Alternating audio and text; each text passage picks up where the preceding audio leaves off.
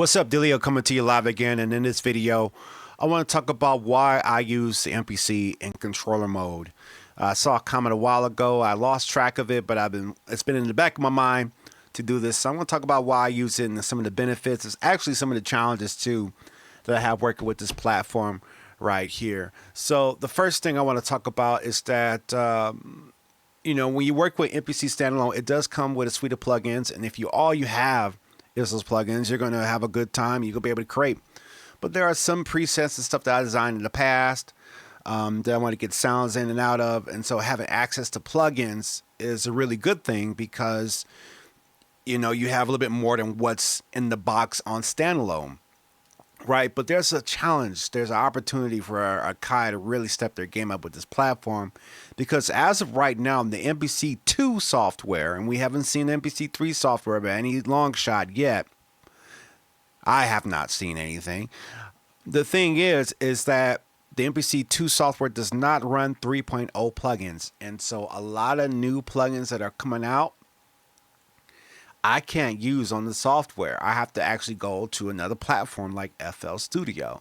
So that's my only gripe right now as far as the software is concerned in the context of plugins. But having access to all that with this nice keyboard, I like the keyboard. No keyboard is perfect unless you're like buying one of those weighted Yamaha keyboards. This is a good keyboard, good pitch bend, good modulation, which is good, which brings me to my next reason why I like to have this here as a controller. Because, it's got my computer. It's a powerful computer. It's a little older, but it's still a good computer. Having that horsepower to push all those plugins and sounds is really cool. Now, the cool thing about this is that this does work without being in standalone mode or anything like that. It works as a MIDI controller, basic MIDI controller. With Studio One or FL Studio, if I want to use it or work that way, I have that option.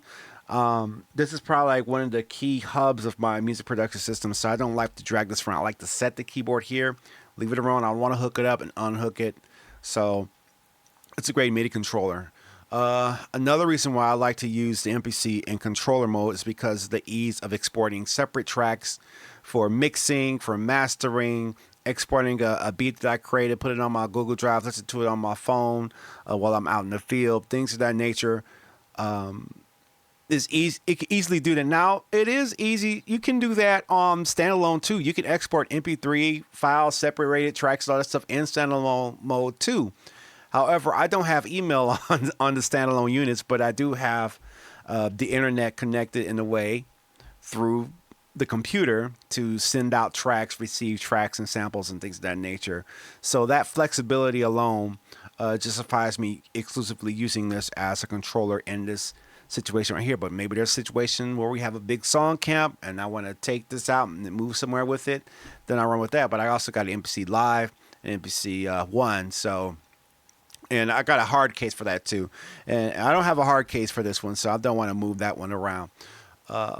Another reason why I use this pretty much in controller mode is just having a good tactile experience. For a while, I got frustrated, or I just got kind of tired of not having something to play or click on as far as the knobs and the pads and stuff like that. I really like that, and I didn't really get into that back in the earlier days of MPC. So to have that, to have something tactile where I can turn dedicated buttons for functions is really cool. Now, I'll compare it to FL Studio because I'm kind of on an FL Studio kick right now. I don't think it's not. I still haven't quite got it down to really have buttons and things mapped away that the Akai MPC 61 is mapped to its software.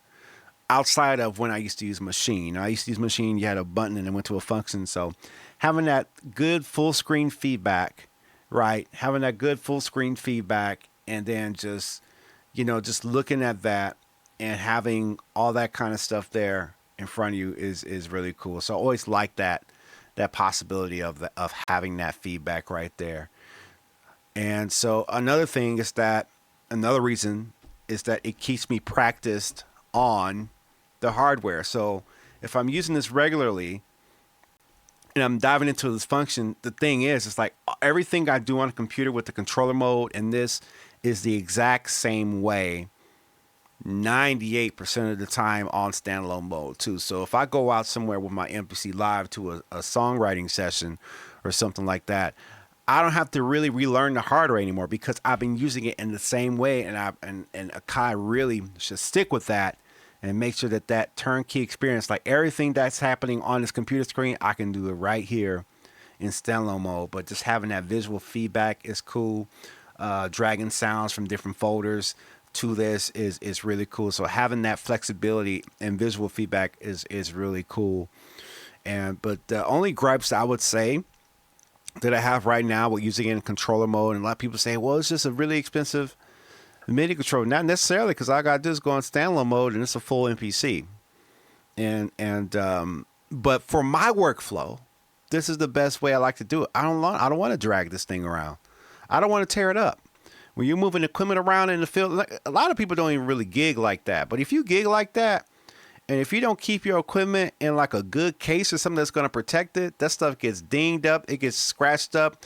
A lot of these restaurants out here in the city, let me just talk about that. A lot of these restaurants and venues out here are not set up with our experiences first. Actually, we're kind of like the last thing on a lot of people's mind coming into gigs, because we're like squeezing in the corners, stuff like that. Not every place is the nice flat level place. Some places you gotta go up steps, so there's always a chance of bumping into something like that. And of course, we'd like to go gig at these venues. It's fun, that's cool.